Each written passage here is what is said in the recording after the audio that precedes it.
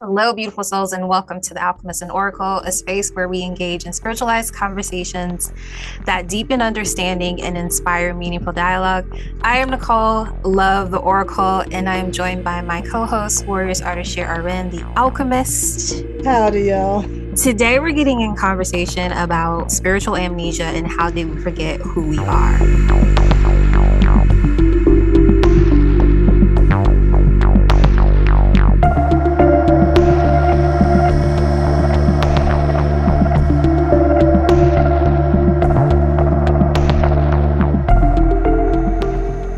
So today we're getting a conversation about spiritual amnesia. And I'm going to let my co-hosts take the reins here to start the conversation.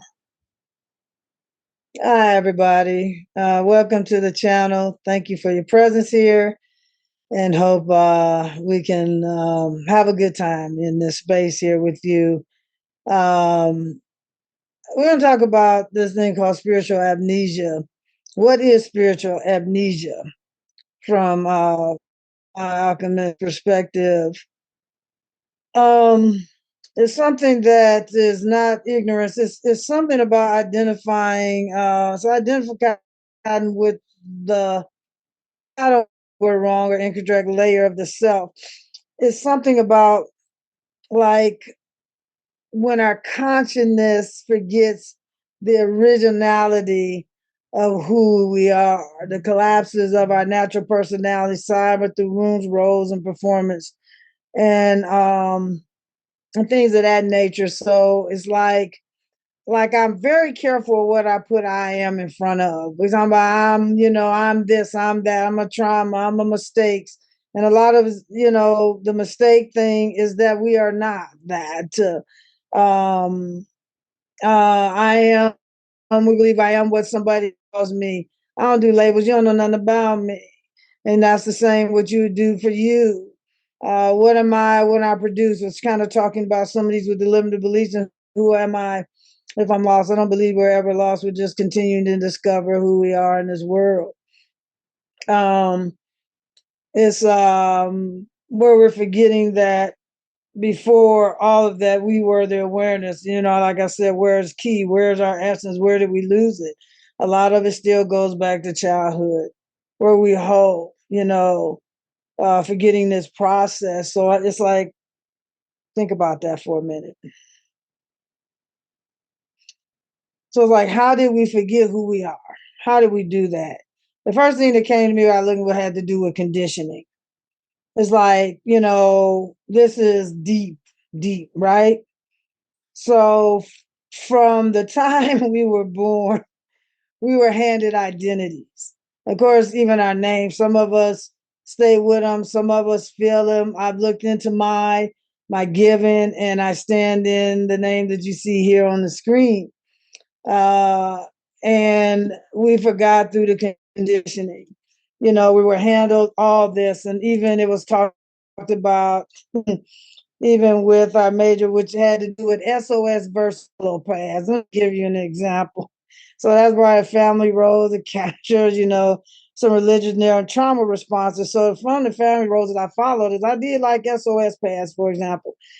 And I think, oh God, Major Yala, and then mentioned something about SOS pads and Brillo. I forget, maybe SOS was cheaper than Brillo, but depending on the sale, you had either one in the house. And so you look at these roles as an example of how we choose, and I stay with them. Now we have pots where I'm not even using those type of metal things on them, but they're good for for example, for a cast iron skillet. Had to get that out. So just take that, so we've become through family roles, cultural roles, religious roles, and trauma responses that have been carried on, through generations, for example. It's like I didn't wake up this way. I decided to forgive myself, and we just adapted. And if we just adapted, to these roles, unfortunately. And the adaptation has been powerful, even though our life keeps us safe. Um, Hold on a second here. Uh,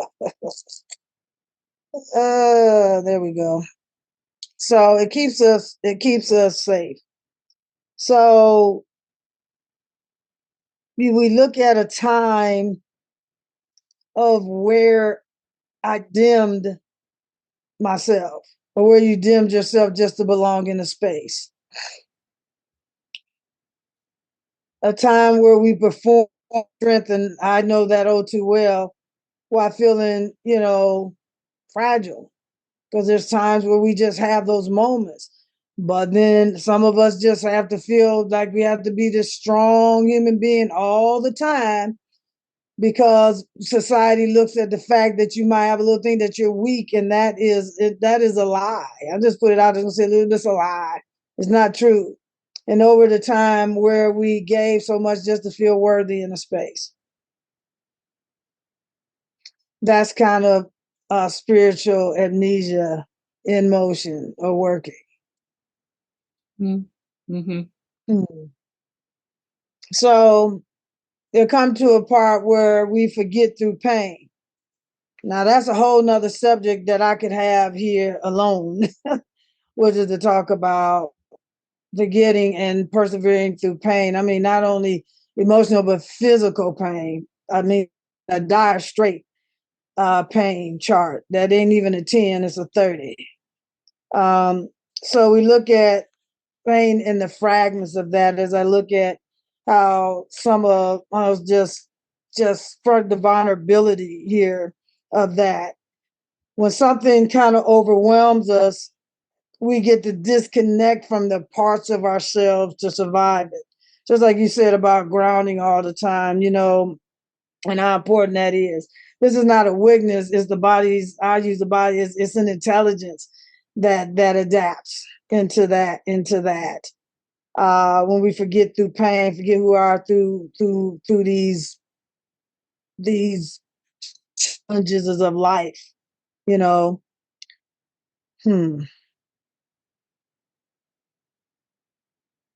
So we have to kind of find a way to return to that, and that's kind of later.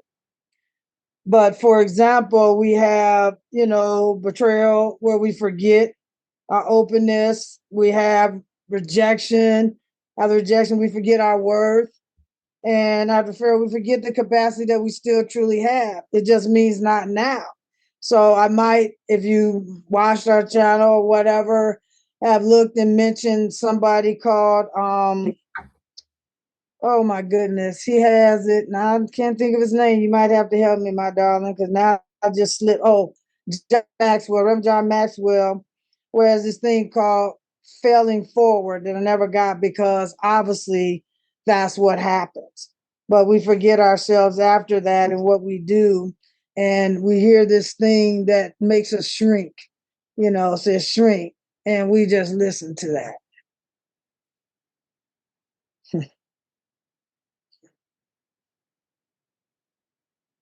So next is that we forget through over identifying with the ego. So I focus on the ego, right?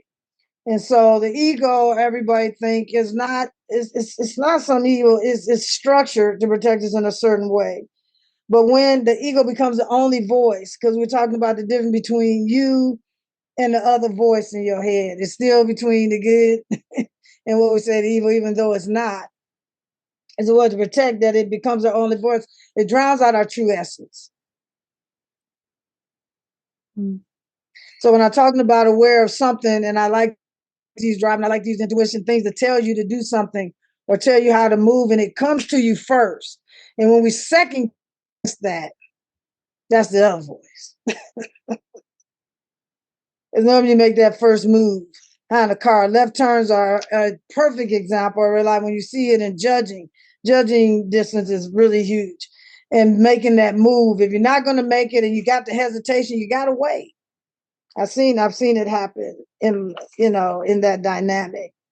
So our ego would tell us, and this is when we get our answers, to prove it. Let's compete. Now I like sports, I get it. But in life, this is not something that we want to do on it. Then you have your control, and then you have the protect. always trying to protect. And God bless my mom and them and our parents because they wanted to protect. Always be careful. So there was a time later, oh God, within the last 15, maybe 20 years, I'll say, boy, that's a long time. Was it 20? I don't know. I started telling my mom, I'll say later, and she said, be careful on my trips and that. And I said, okay, I'll watch out for the other people. Because I know that if I be too careful, I have to drive the way I drive in order to survive what I need to get to, or say thrive. I prefer thrive. So, and then the essence of us is a little different. It says trust. Trust is number key. Oh my God, that's so key. And I know that I second guess. When you second guess yourself, that's not trusting your essence. And then the flow, getting into the flow. Then there's the creative side. This was Essence, and then Essence says to be. And you know, we talk a lot about to be. And a train is just be instead of do. Just listen to somebody talking about what is to just be and just go in the flow and live the best life instead of trying to achieve what the world thinks you need to achieve, and that you're successful if you have a $50 million house with 55 rooms you don't use. I'm just saying, if you got it, you like it like that, no problem. No heat, no judgment. I'm just saying. Just saying. So the spiritual amnesia kind of happens when we confuse the protected self for the true self. Let that resonate with you for a moment.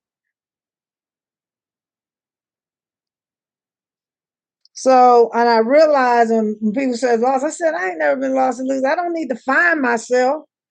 I just need to be myself. Just need to be absolutely, just need to be myself.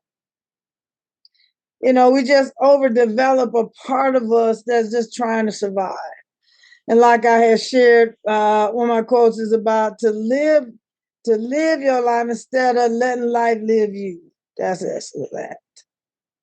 So that is honest. It's just that.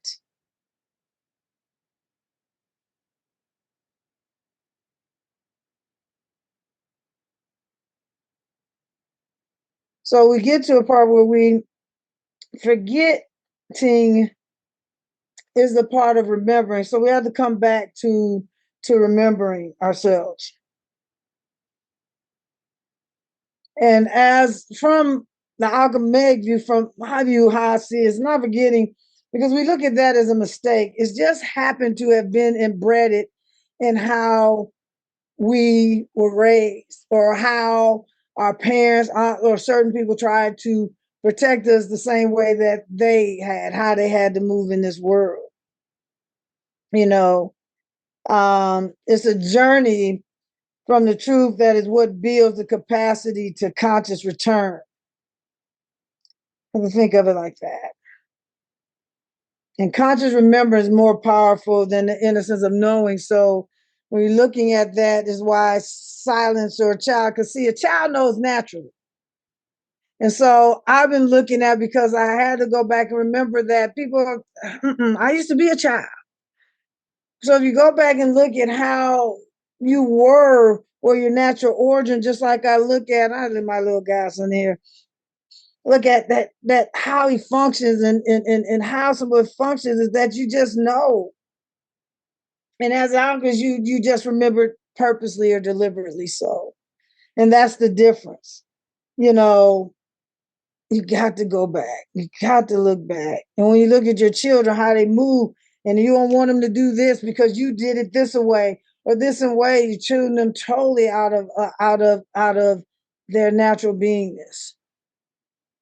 And then they end up being who they are. When we just need to allow, it's about allow them to be who they are, and not who you desire them to be in the world. Um, which allows them to be the best of the best that they can be. You know,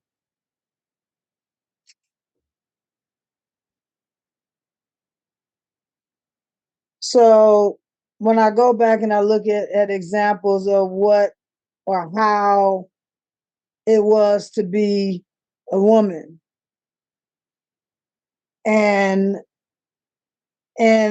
I looked at how the dress, how uncomfortable it is to be. Where I looked at me, I was like, wow, they got it easy. Why it gotta be so hard for me to walk in and be that person or that just the human that I came into this world. The sole purpose is remembering that of who you were. This is something. So I looked at this whole dynamic of this and how we forget who we are. And it all begins at a younger purpose. If you can remember some of you who rebelled, if you looked at the rebellion is it didn't feel comfortable to you. Yeah, we got some people who rebel big time in there. So, Me. you know, you look at that, you know, it's just kind of one of those things. And some of us, not so much for the fear of being whipped, for the fear of getting in trouble. You know, we lose ourselves, our essence, our very personality, our very being, not able to speak. And as you come into this world, child, you're exploring, you're trying to get to know. And there's some things that seem just more natural when you're young that as adults, because the adults have forgotten who they are, that they can't allow and they have us who we are or not allow us. Like, why you do that? Why you speak that way? Why you walk that way? Yeah. You just are. So I will definitely be getting into the next one on how. So you have to kind of sit with these things. Then you have to go into stillness once again. Stillness connects you with your true self if you sit and allow it. But I know that my brain has 55 million things that wants to go through it because it doesn't want me to be still. The ego does not want me to be still. And not only that, sometimes when I speak, I have a tendency to connect a lot of different things. And sometimes I lose people, but people didn't figure me out. But the natural origin of, of how I connect things to other things. She laughed because she knows. I know, so I'm just keeping it real with you, right? So, and I have a few, so sitting in silence is key. You know, it has to be intentional, it has to be purposeful for you. And so I just went back into the egg, which I love it when I go out because my mind is elsewhere where it needs to connect and ground and make the shifts that I desire to have shifting in my body to become to my true self. So if y'all gonna want to know what the egg is, it's called a harmonic egg. I went again in the area of Baltimore. God, I forgot what it is in a different, he's moved, but there is one here in the land, and you can look it up, harmonic egg.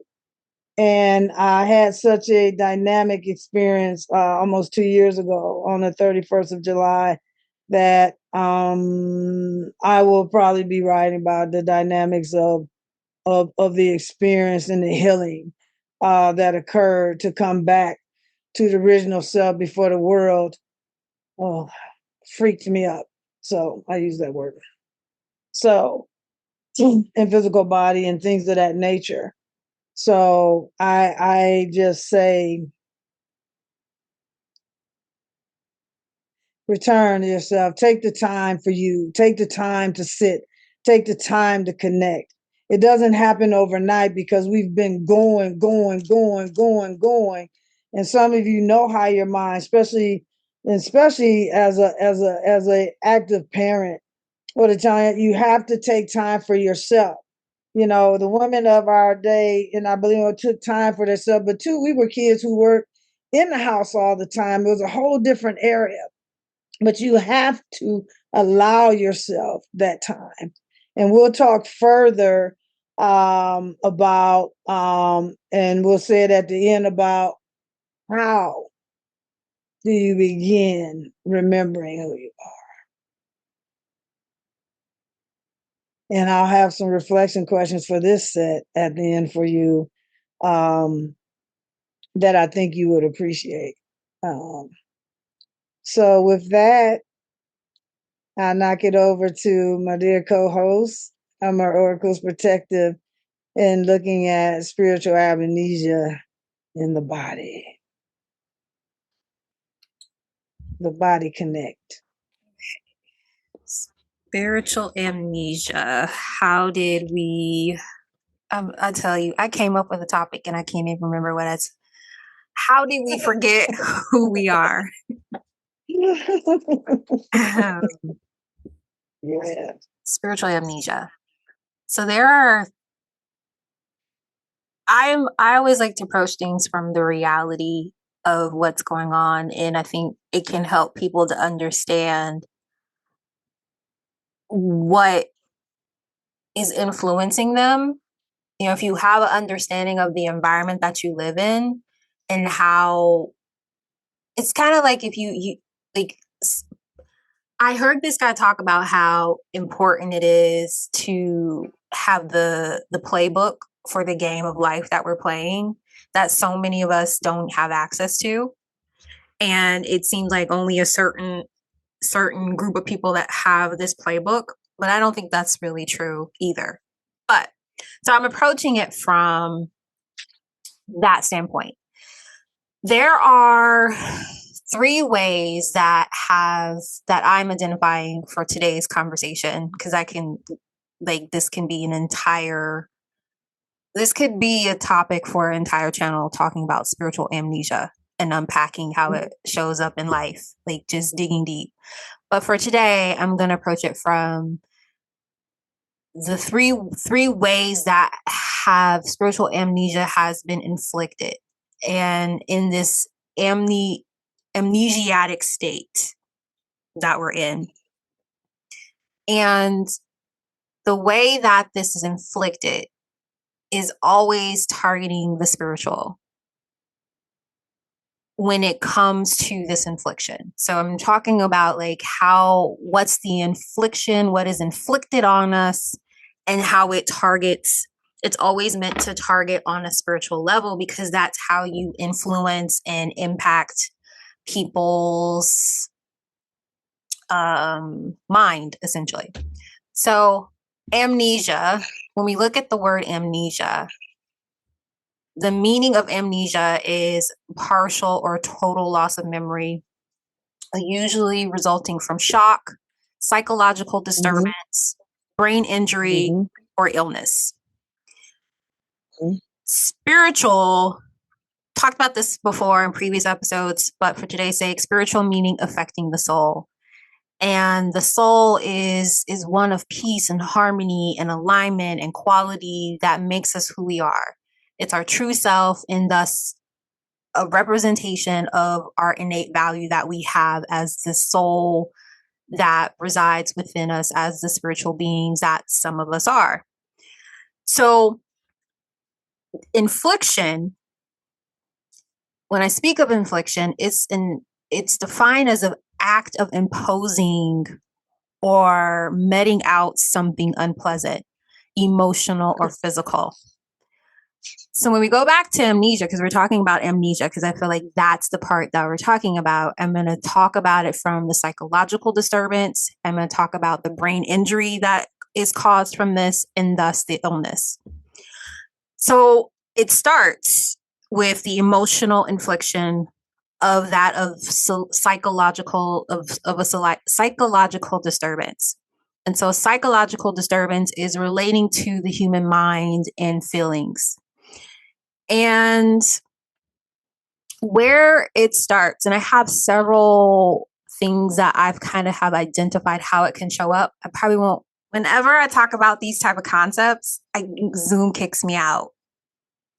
So that should tell you that what I'm speaking about is things that people in certain places don't want you to hear about, the things that I'm going to talk about.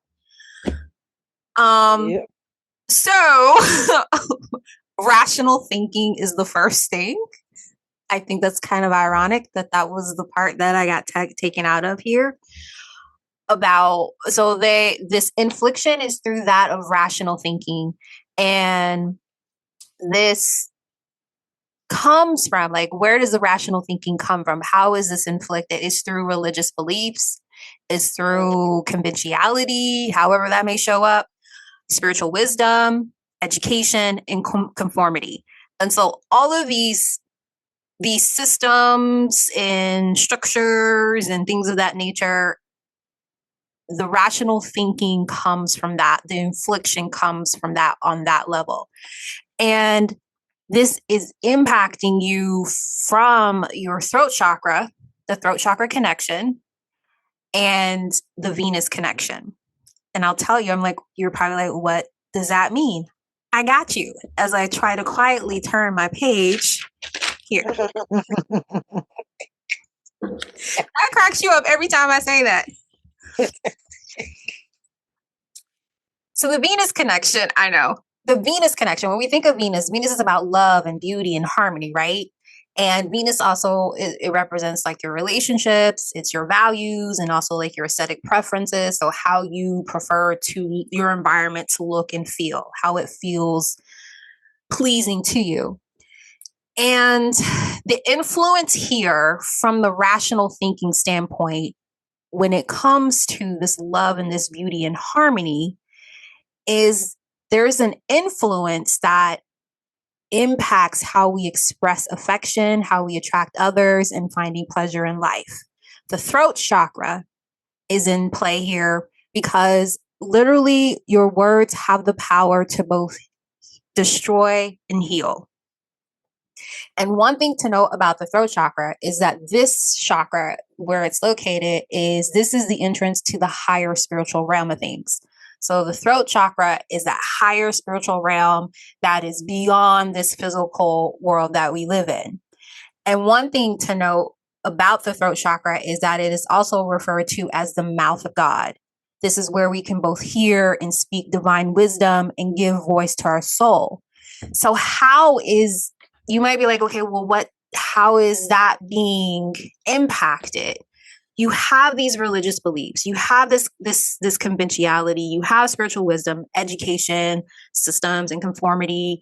All of those things are influencing causing infliction in your rational thinking that is impacting your throat chakra and your Venus connection, your capacity to see the love and the beauty. There's this infliction that is infecting, that's infiltrating on those two levels. There's this understanding of how words have the power to both destroy and to heal. So there's this influencing, this infliction that I see that comes from these systems and structures in place that I mentioned that are impacting that are causing that psychological disturbance that is thus spiritual amnesia. That's number one. Number two is, I'm trying to see where I want to go on the paper. Number two, the second one that I'm going to talk about is introspective consciousness. And so introspective consciousness is about your values. When it's aligned to your divine self, it's about values of love and nourishment. That's what I mean by introspective consciousness. So the psychological disturbance here, there's this inversion that has been inflicted to where there's a dependency and controlling when it comes to love and romantic connection. There's a lack of freedom in truth seeking and truly knowing the meaning of life. So going back to those systems that I talked about, religious beliefs and conformity and conventionality and even spiritual wisdom, like there's some spiritual texts that actually can cause this psychological disturbance as well. Mm-hmm. And how one can see this infliction is this is inflicted with the material world, and this is impacting, it's causing this imbalance with family and work, and there was like this obsession with status. So how this is being inflicted is there's using the devil, right? Using the devil to disrupt the peace that the soul seeks. And so there's this pragmatic, it's very pragmatic in the approach of this. in using the devil, like the judgment. And this can look like doubting like God's love that's unconditional and judging. There's this twisting of scripture and writings to misrepresent the ultimate truth, and also justifying behavior that may be misaligned with the love of God, that unconditional love of God. There's also, it can look like appealing to perversions of sovereignty, of not relying on God's wisdom, but that of external understanding, others, you know, intellect surpassing the divine revelation that you have within yourself. So it's this pushing this introspective consciousness that you have. It's like, no, no, no, no. You need to seek it outside of yourself. So there's this infliction, there's a psychological disturbance that is coming in that is impacting this introspective consciousness that values love and nourishment that has been inverted. And the next one that I have written down is, and this is a big one. I probably should have led with this one, but this is the creative destruction through energy consciousness. And so this is on the psychological disturbance here. It's this creative destruction through energy consciousness that's flowing from the outer world, which is beyond this world, and thus essentially higher consciousness. And this is being inflicted, how this is showing up, how it's causing this psychological disturbance is that there's this energy manipulation or influence that is going on. And so there's this influence on our logical processes, decision-making abilities, and the way we interact with our environments. And so there's this push and this infliction towards or of judgment of the need for relentless self-improvement, over analyzing every detail. And so that's how it's causing like this psychological disturbance, this creative destruction through the manipulation and the influence of the energy that we hold within ourselves that is there and can empower us in such a way. It goes back to the rational thinking that we have, that's tied to that Venus, that Venusian way of being in that throat chakra of love and beauty and harmony. And that is also like the mouth of God, where we can both hear and speak divine wisdom and give voice to our soul. There's this manipulation of that is happening through influencing our consciousness.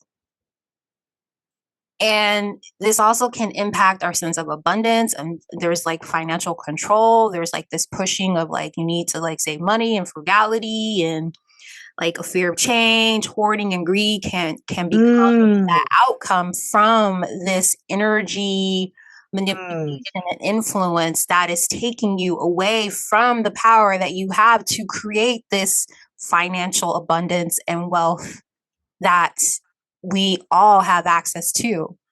But we're being inflicted. There's a psychological disturbance that is impacting that flow of abundance that we have through this creative energy that we have within us. I hope this is like making some sense here. And before I move on to the last point here, this infliction, when I'm talking about like the energy, the creative destruction through energy consciousness, is there's this infliction against energy, against community, the separation.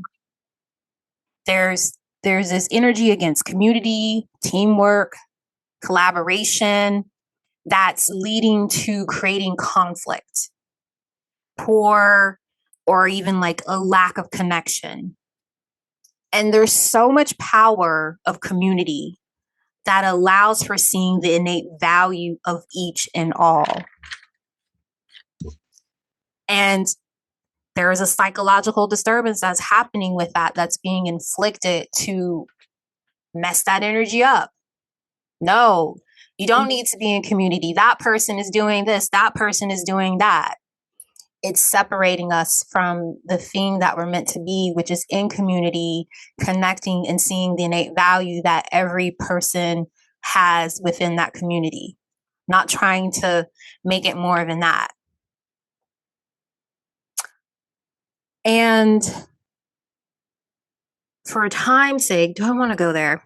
For time's sake, I'll pause on the other one. I may do a breakdown, a bonus video breaking this down. But those are these psychological disturbances that I kind of came like out of just kind of observing and just through my own awareness of what is showing up in the world. And there's so many. There's so many. So the next thing around spiritual amnesia is the brain injury. So now I'm going to get really sciencey. Brain injury here that comes from this spiritual amnesia, because again, amnesia is partial or total loss of memory, usually resulting from shock. Okay, we talked about the psychological disturbance. Now we're going to talk about the brain injury, and then we're going to talk about the illness. The brain injury and the illness are very linked together.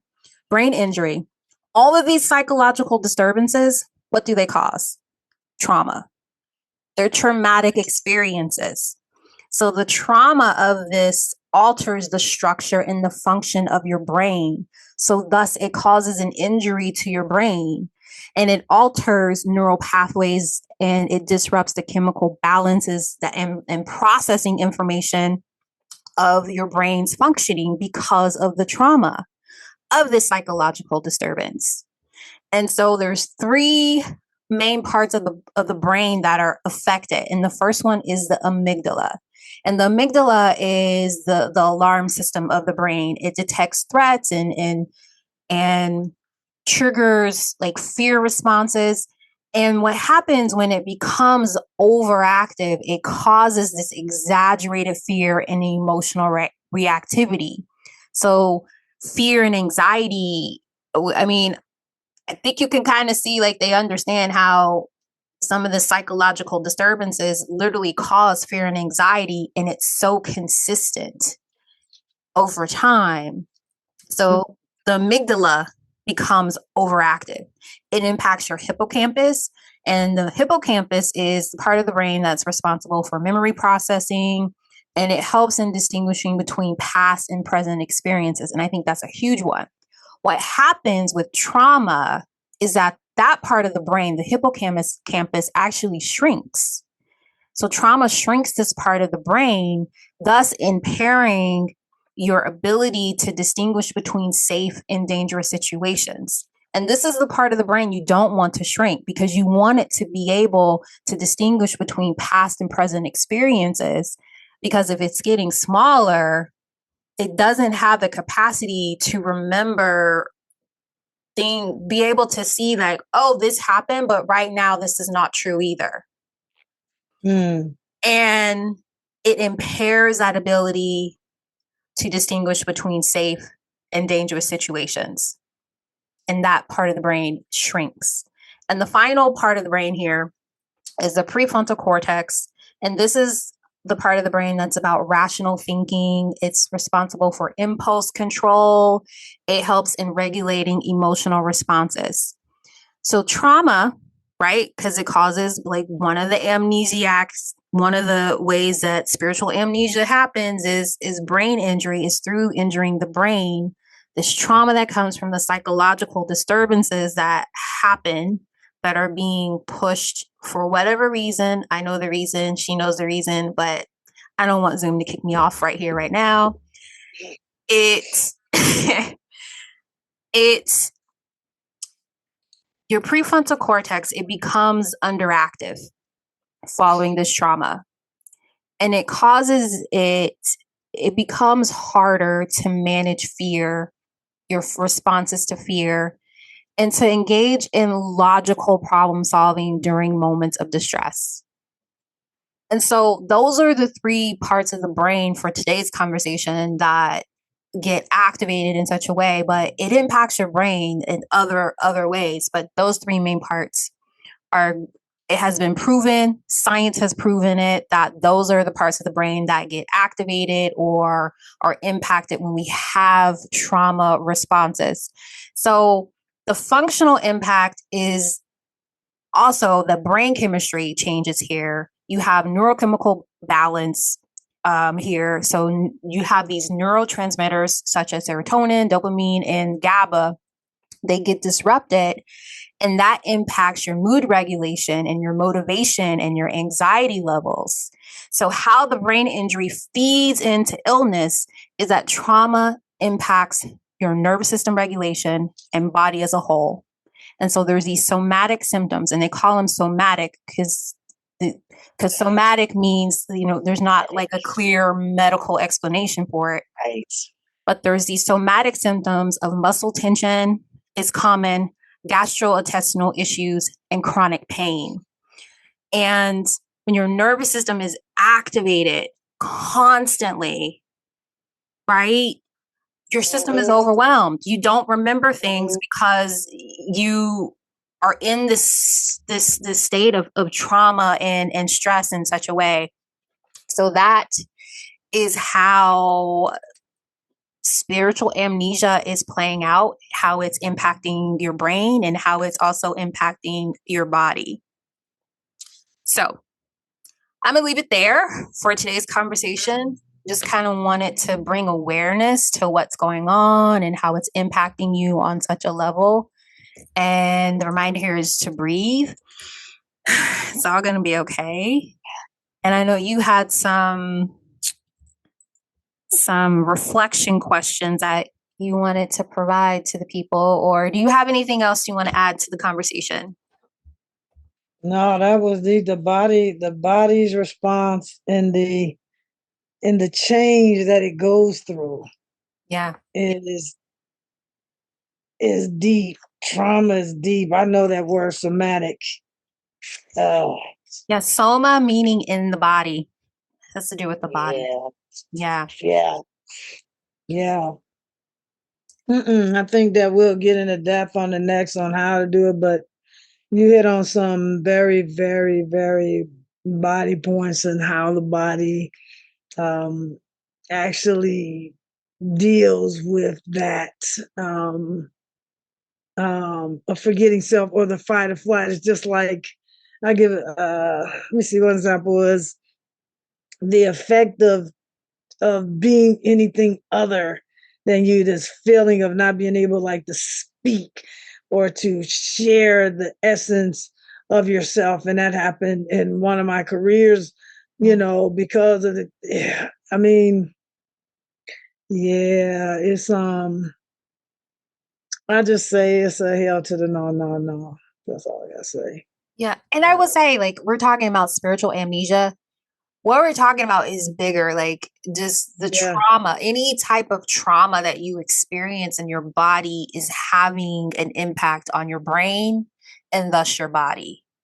And I think it's so important to, once you start to understand the physical impact and why it happens, I find it can give people a sense of like relief and like, oh, okay, that's what's going on. I'm not going crazy. Because some of you have people that have like these, what do they call them? Not chronic diseases, but the ones that just don't, they're just like, I don't know why this exists. But that one was another one. It's not chronic disease. It's something else. Maybe it is chronic. I'm overthinking it. But it helps you to start to understand like why you would have like tension in your body. Maybe like even the gastrointestinal issues. If you're in stress mode, your body has to choose what functions to process. It helps to protect itself. And digestion is the first one that gets it's not fully operational. Yes to all that. I mean, woo, yeah. I mean, you have these disorders, or you have, like, when you met that, I remember something called somatization disorder, and that's something that's totally bad to somebody when there's something they're experiencing that's causing, this here. And like, as you say, that some alchemy in the midst of the transition of becoming is really, really can be painful until you neutralize the cause to come back to self, or have body come back to healing. I'm just going to say a little bit something before I hit my reflections. Where did I just made some notes here while you were talking, and to get the three reflections you have. But I wanted to make something clear. I mentioned something about a harmonic egg. I'm gonna give one of my guys a shout out down in Aberdeen, Maryland. You can look up what the harmonic egg is, which is a patented geometric chamber that uses energy and light and sound to promote healing and wellness in a way that is so freaking unique. It's awesome. And who I've had the opportunity and pleasure is to meet with Charles out of Chromosomatic Wellness, which is in Aberdeen, Maryland. It can be done in person or virtual. Um, uh, so with that said, I will set up here with a reflection question or two. So, with everything that we've shared, it's like, where in your life, well, we just talked about this word prior, are you being loyal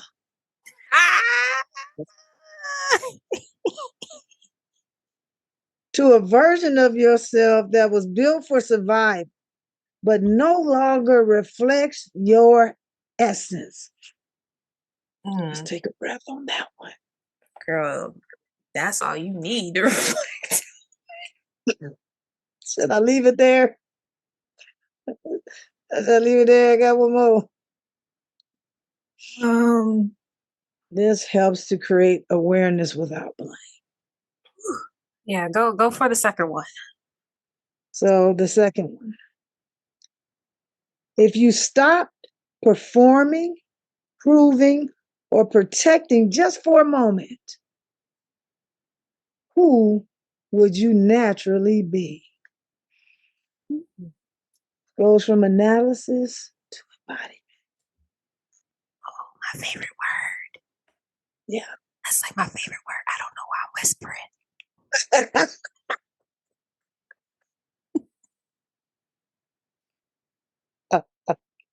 have no idea why I'm whispering. Those are good.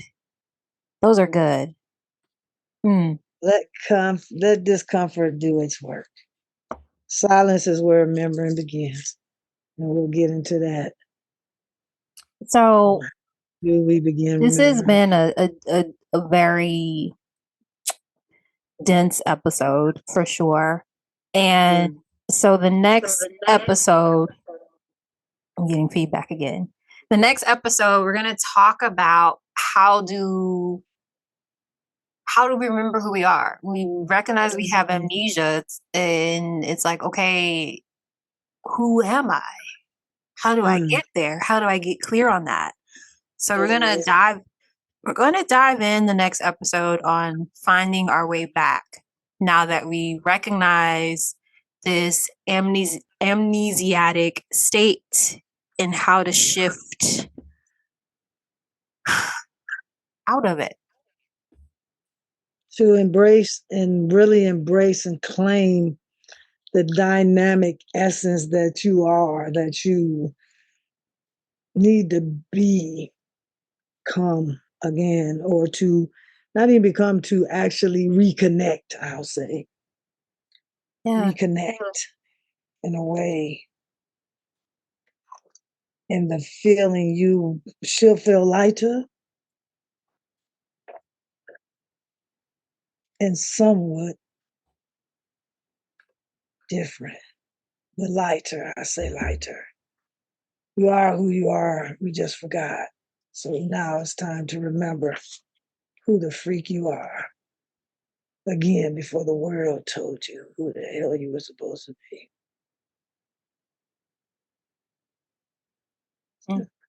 This should be an interesting ride because I never know where my discussion is going to go. So buckle up, buttercups. So with that, I just want to thank each and every one of you that have made it to the end of this episode. We really appreciate you for listening and watching and being a part of this conversation. And do what you feel called to do around staying connected. I'm going to stop telling you what to do. Do what you're called to do. We hope to see you on the next episode. If you're on the podcast, we hope that you will hear us in conversation. So with that, again, thank you for being in conversation with me, Warrioress Ardeshir RN. It's been a pleasure. Deep bow, my boy. So, bye everybody. Peace.